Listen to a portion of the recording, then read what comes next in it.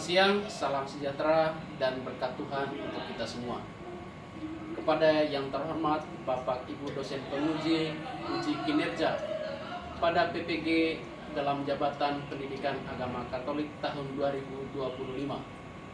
Perkenalkan, saya Romaldus Remlisan Beong, mahasiswa PPG Batch 3 tahun 2025 di LPTK Sekolah Tinggi Katolik Santo Yakobus Maroke dengan NIM 304043741871. Pada hari ini Selasa 7 Oktober 2025, saya akan melaksanakan uji kinerja di SMA Negeri 3 Bontang di kelas 10. Kegiatan pembelajaran yang akan ditampilkan mengambil topik bersikap kritis dan bertanggung jawab terhadap pengaruh media massa, dengan tujuan agar peserta didik mampu memahami ajaran iman Katolik tentang penggunaan media secara bijak dan bertanggung jawab, serta mewujudkan nilai kasih dan kejujuran dalam kehidupan digital mereka. Semoga pelaksanaan uji kinerja ini berjalan dengan lancar dan menjadi sarana untuk semakin mengembangkan pelayanan saya sebagai pendidik Katolik yang beriman dan berintegritas. Terima kasih, Tuhan memberkati. Selamat siang semuanya.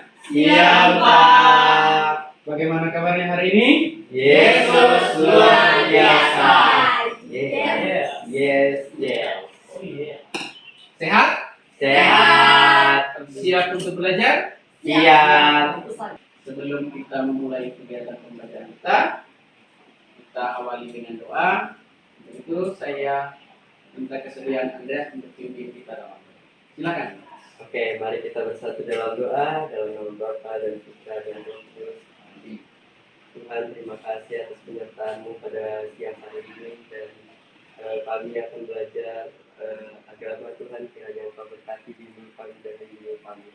Inilah doa yang kami sampaikan dengan Tuhan Kristus Tuhan kami. Amin. Dalam Bapa dan Putra dan Roh Kudus. Anak-anak sekalian, materi pembelajaran kita hari ini apa? Bersikap kritis dan bertanggung jawab terhadap pengaruh media massa. Bersikap kritis dan bertanggung jawab terhadap pengaruh media massa. Materi ini masih ada kaitan dengan materi pembelajaran kita sebelumnya, yaitu materi tentang suara hati, Pak. Suara hati. Melalui materi tentang suara hati kemarin, kita sudah belajar banyak bagaimana kita harus mendengarkan kata hati atau suara hati sebelum kita bertindak, mengucapkan sesuatu, dan bagaimana peran suara hati itu sangat penting dalam menilai baik atau buruknya tentang sesuatu yang akan kita ucapkan, sesuatu yang akan kita lakukan, atau sesuatu yang akan kita perbuat.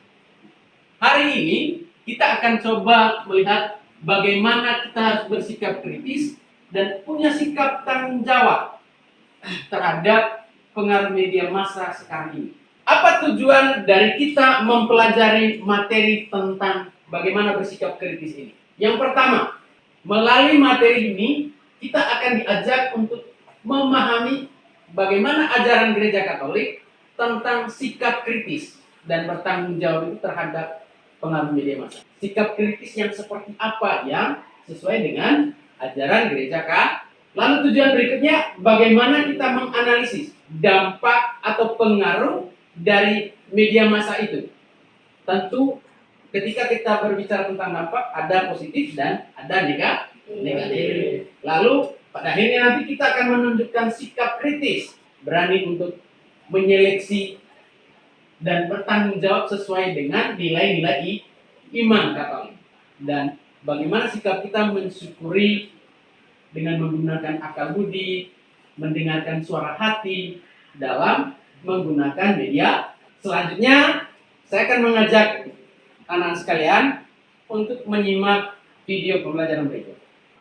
Beginilah kehidupan saat ini, menggantungkan diri pada teknologi, bersama satu meja, tapi sibuk sendiri.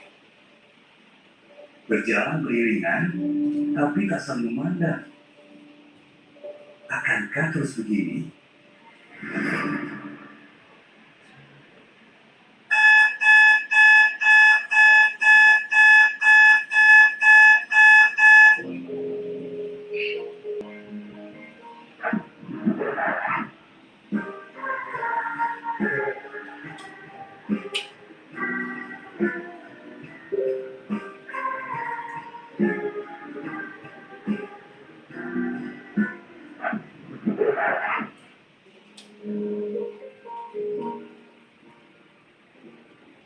Baik, kita sudah menyimak video tadi. Kira-kira menurut kalian, permasalahan apa yang kalian bisa temukan atau yang kalian bisa dapatkan dari video yang ditampilkan tadi? Dari film itu kita bisa menyimpulkan bahwa HP adalah masalah dari itu. Jadi orang-orang pada kecanduan karena HP. Ketika kita tidak melepas HP, jadi kita ada interaksi lebih dari orang-orang. Jadi Tidak ada komunikasi, tidak ada interaksi. Jadi penggunaan HP yang berlebihan, gadget yang berlebihan, itu akan menimbulkan sikap seperti tadi. Tidak ada sikap peduli. Ya, dari gambaran cuplikan film tadi kan orang tidak peduli. Padahal awalnya itu dia sudah terjatuh, tangannya terluka, ya, ya.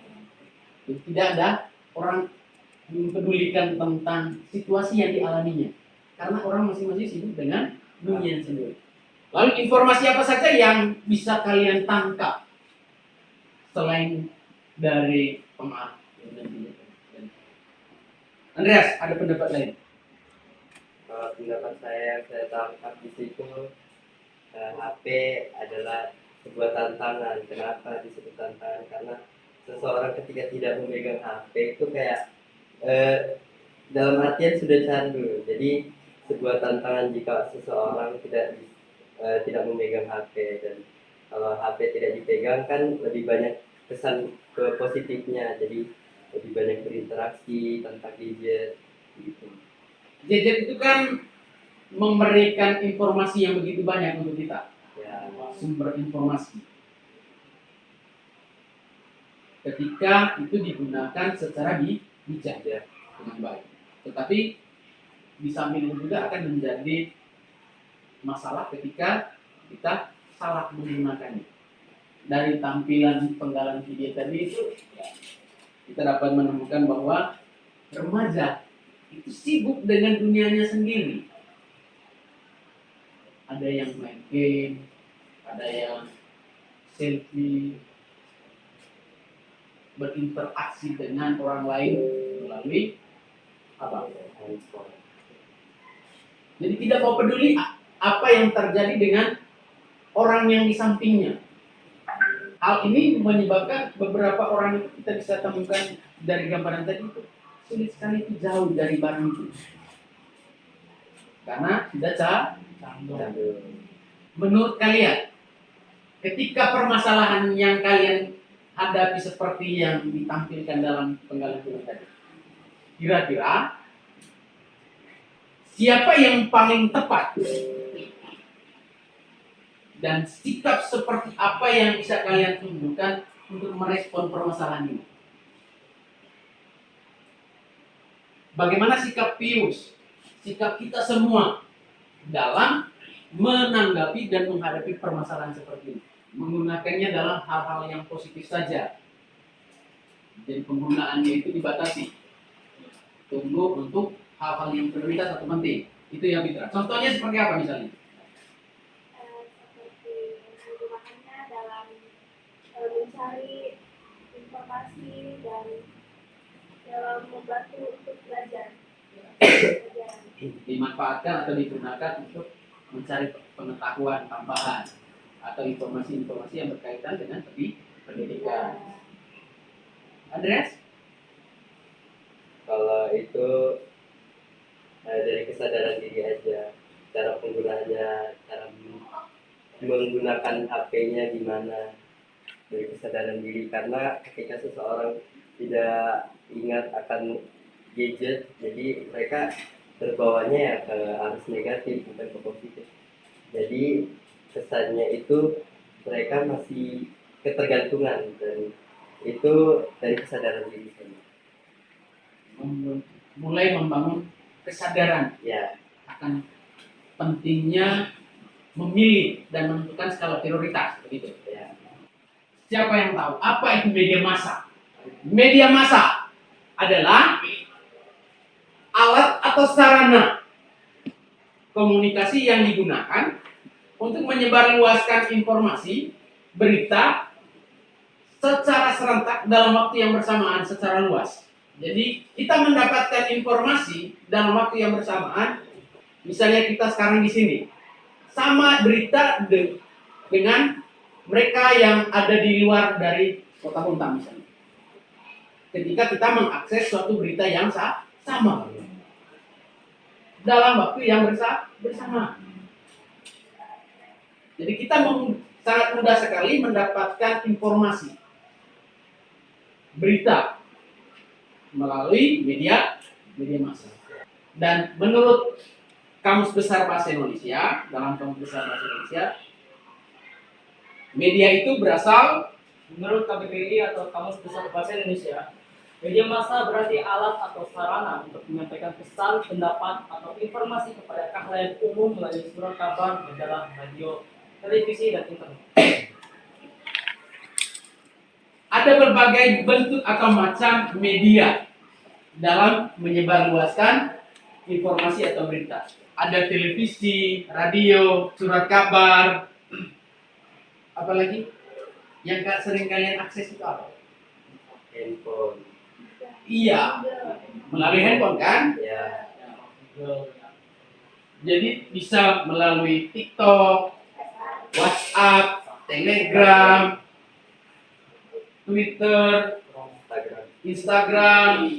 Jadi semua media ini digunakan untuk apa? Untuk menyebarluaskan informasi kepada masyarakat secara luas. Kalau televisi dan radio itu media yang sangat tradisional. Banyak orang sekarang itu mulai bergeser, tidak lagi sering nonton televisi atau bahkan mendengar radio. Apalagi kalian, mungkin kalian tidak tahu itu radio, model kayak apa.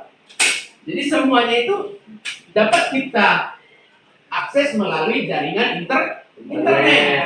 Kalaupun kita punya perangkat, punya akses media sosial yang begitu banyak, kalau tidak ada jaringan internet, kita juga tidak bisa mendapatkan informasi atau berita. Apa pengaruh dari media massa bagi kehidupan kita? Begitu banyak pengaruh yang akan kita alami atau yang terjadi pada diri kita karena media. Jadi itu sangat mempengaruhi kehidupan kita. Bagi remaja, media berfungsi sebagai cermin dan pembentuk identitas. Dan pengaruhnya itu mencakup seluruh aspek kehidupan kita. Mulai dari pembentukan gaya hidup. Kita ikut tren kan? ya, Misalnya dari model pakaian. Kita ikut tren. Musik juga, musik yang harus ya, begitu ya. Orangnya. Yang tren sekarang itu apa? Tabola bale. dari timur. Makanan juga. Kita itu seringkali yang ikut tren, harus makanan luar. Kita paling tidak suka atau paling nggak mau ketika ada sajian makanan lokal. Kuno. Karena kita mau mengikut tren, gaya. Demikian juga dalam pergaulan sekarang ya. Sudah mulai membentuk apa namanya kalian? Circle. Iya. Jadi orang-orang yang dianggap sepemahaman dengan gaya kita itu yang dijadikan sahabat. Kalau yang di luar dari itu, jangan. Begitu Pak. Yang kedua, nilai sosial. Media sangat berpengaruh dalam menentukan apa yang dianggap keren atau berhasil dan penting di mata masyarakat. Apa maksudnya ini? Jadi nilai itu ditentukan juga oleh media. Jadi mau tidak mau kita harus mengikuti sesuai dengan perkembangan yang ada. Dituntut untuk itu. Kenapa kita harus itu? Karena masyarakat menganggap itu yang lebih bagus. Lalu bagaimana tentang pandangan moral dan agama?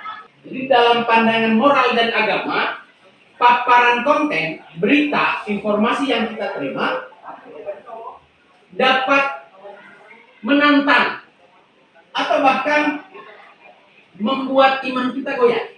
Kembali kepada kita menentukan informasi berita yang kita terima itu baik untuk kita atau tidak. Maka peran nilai moral dan pandangan agama, ajaran agama di sini sangat penting. Secara singkat, dampak dari pengaruh perkembangan media massa itu seperti ini. Ada dampak positif dan kita bisa berkomunikasi, berinteraksi dengan orang-orang yang dari ruang dan waktu itu berada jauh dengan kita. Termasuk mereka yang ada di luar negeri. Dia yang di sana menjadi semakin dekat. Karena kita bisa berkomunikasi, berinteraksi. Sekarang bisa PC kan. Yang kedua,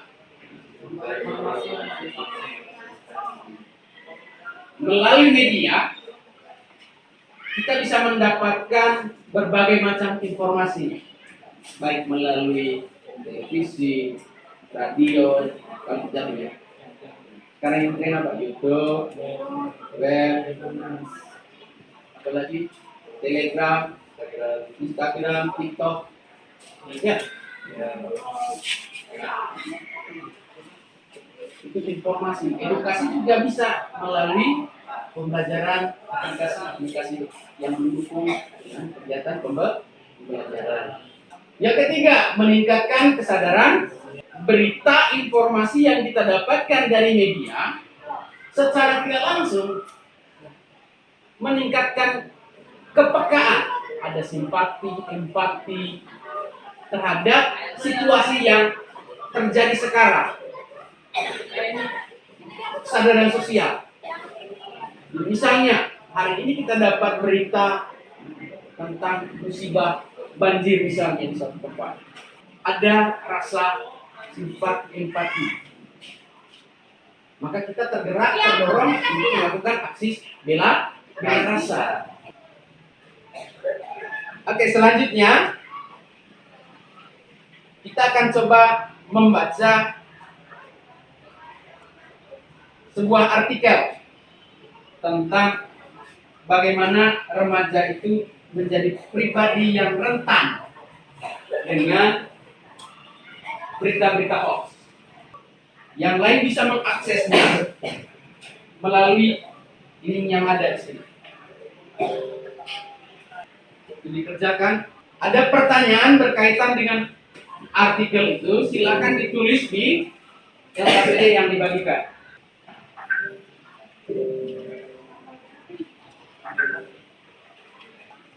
Oke, silakan kelompok timnya Andreas. Timnya Andreas untuk soal yang pertama. Jadi nomor satu, apa pengalaman hidup sehari-hari berkaitan dengan penyebaran berita hoax dalam masyarakat? Nah, nomor satu yaitu sering melihat berita yang tidak tahu dengan berkata katanya. Jadi kayak dia menyebarluaskan melalui mulut ke mulut. Jadi kayak bergosip lah ceritanya. Nah, yang kedua, sering melihat informasi di TikTok yang tidak valid. Ternyata dari pengalaman kita juga seringkali mendapatkan informasi yang keliru. Bahkan kita juga bisa menjadi penyebar informasi itu. Ya. Banyak yang belum terbiasa membaca sumber berita dan kurangnya literasi digital. Karena remaja sering terpapar konten atau berita di media sosial yang dari akun terpercaya namun tidak valid. Ada tanggapan berkaitan dengan yang disampaikan bahwa remaja itu tidak menilai dulu berita atau konten yang diterimanya. Ya, dia langsung lihat akunnya, oh ini terpercaya, langsung dia percaya. Dia percaya saja berita itu. Seberapa banyak waktu yang kita gunakan untuk mengakses media? Manfaatnya untuk apa? Ada nggak dampak atau manfaat yang kita rasakan? Ada. Kemudian dari sana kita dibantu untuk berpikir kritis, memilih, memilah, dan menentukan skala prioritas, menentukan konten-konten yang bermanfaat saja. Kita menggunakan media hanya untuk kepentingan-kepentingan yang menguntungkan. Lalu membuat komitmen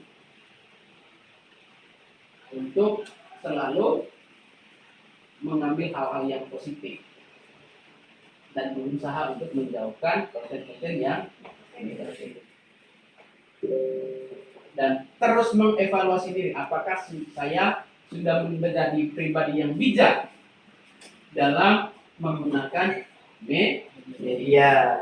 Dan itu dilakukan secara terus menerus, tidak hanya sekali, 2 kali. Maka sampailah kita pada kesimpulan bagaimana menjadi remaja Katolik yang bijak dalam menggunakan media.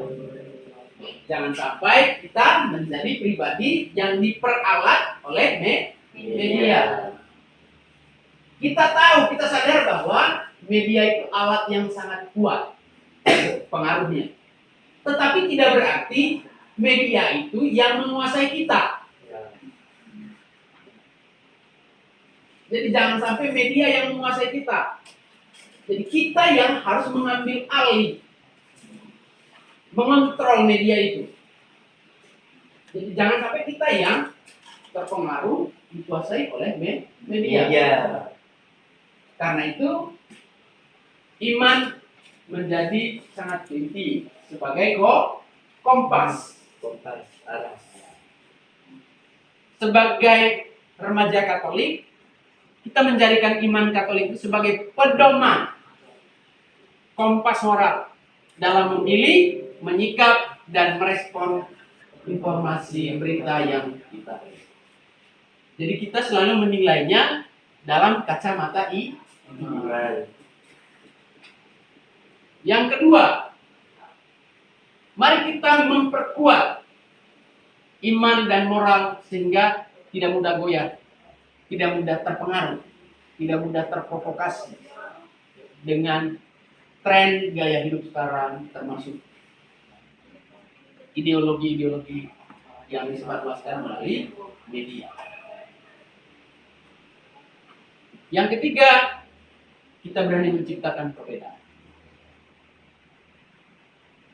Jadi di dalam kebersamaan membangun kekuatan tadi, kita bisa membangun ruang digital yang sehat melalui konten-konten yang positif. Misalnya di dalam komunitas kita ada yel-yel, ada kegiatan bersama seperti yang dilakukan beberapa minggu lalu itu kelompok Cina kan, kegiatan BKSN bersama. Lalu ada aksi nyatanya, gerakan kampanye untuk aksi sosial. Nah, jadi di dalam kebersamaan itu kita berani kita tidak mau seperti remaja yang lain yang hanya duduk nongkrong main game. Mari kita ciptakan sesuatu. Kita duduk bersama, kita menggunakan media sosial untuk menyebarkan kasih lewat aksi sosial.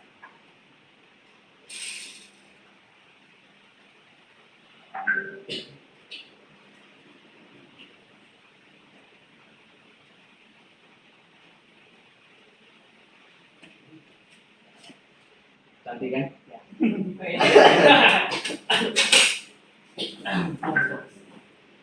Jadikan iman Katolik sebagai kompas moral.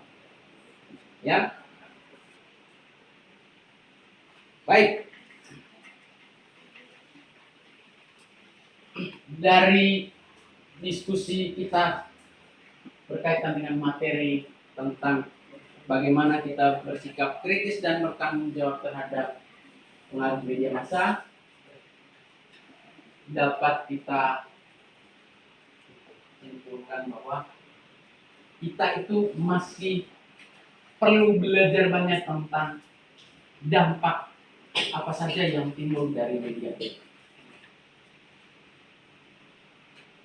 Ada dampak positif dan dampak negatif.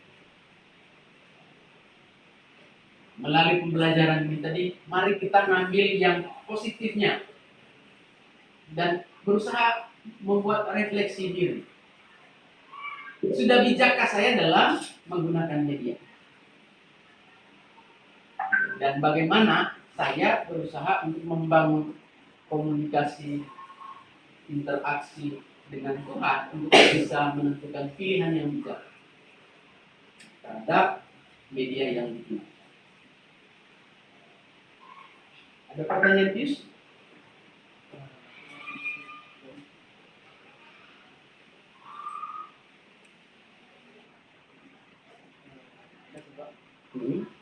Sebenarnya kita bisa menangkap atau menyikapi informasi yang mana yang kita benar,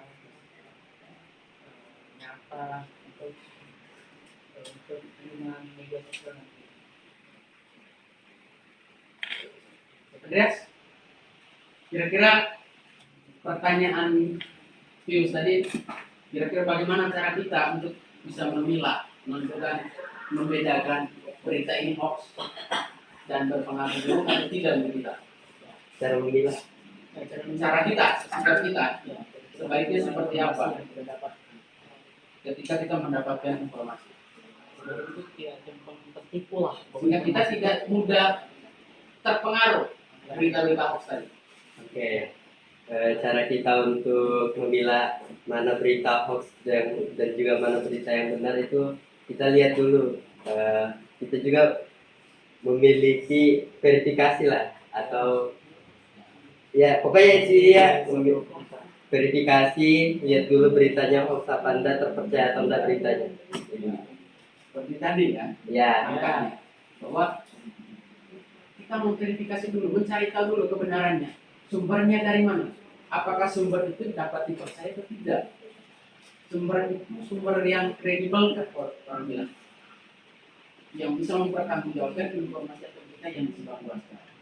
Kita juga bisa bertanya ke orang lain, orang itu sudah tahu informasi itu luas. Gitu ya. Nah, itu kan sebagai langkah kita untuk memastikan, oh berita ini hoax atau tidak. Kita hanya tahu informasi.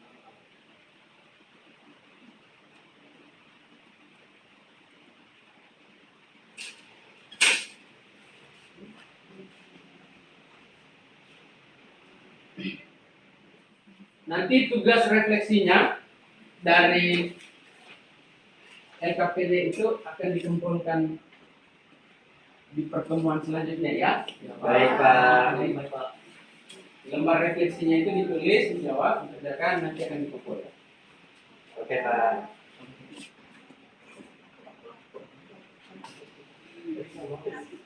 Baik. Sebelum kita akhiri kegiatan pembelajaran kita tutup dengan doa. Reta, pimpin kita dalam doa untuk menutup kegiatan kita. Firman, beruntung mayat berdoa dalam nama Bapa dan Putra dan Roh Kudus. Amin. Tuhan Yesus, terima kasih atas pengetahuannya. Tuhan yang memberkati kami dari sekolah dan Tuhan Yesus Tuhan kami. Amin. Bapa dan Putra dan Roh Kudus. Amin. Oke, terima kasih. Sampai jumpa di pertemuan pembelajaran kita selanjutnya. Silakan pulang. Tuhan memberkati. Amin.